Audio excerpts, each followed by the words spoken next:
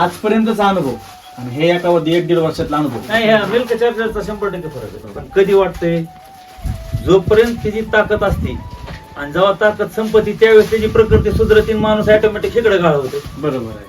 हे आणायचं बंद करते.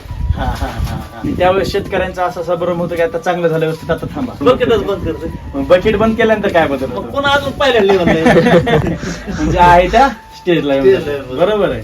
पण जर विचार केला एवढ्या आर्थिक दृष्टिकोनातून किंवा बाकी सगळा तुमचा भाकड का डॉक्टरचा खर्च, तुमचा खर्च, जनावरची तब्येत खराब, रिपीट होणं, भरपूर अडचण येतो व्यवसायामध्ये. बरोबर आहे. एवढ्या जर गोष्टीची तुलना एका मिल्क चार्जरची केली किंवा खर्चाची बी केली तर खर्च आपल्याला नगण्य वाटतो का नाही? 100%. बरोबर आहे. बरोबर. म्हणजे आज शेतकऱ्याला आता ह्याच्यातलं काय आहे, आम्हा दोघांना अनुभव आहे. ह्याला बी आणि मला बी. कारण आम्ही दोघांना फुल वापरले. आज आमच्यापाशी ह्याच्याकडे बी डॉक्टर नाही, माझ्याकडे बी नाही. 2 गोठ्यावरती तुमच्या. हो. आता अख्ख्या गावात नाही म्हणलं तर सगळं ती ही येऊन गेलाय रोग मध्ये. कोणता? खुरकुत्याचा. आमच्या कोठ्यावर बी नाही, ह्याच्याकडे बी नाही.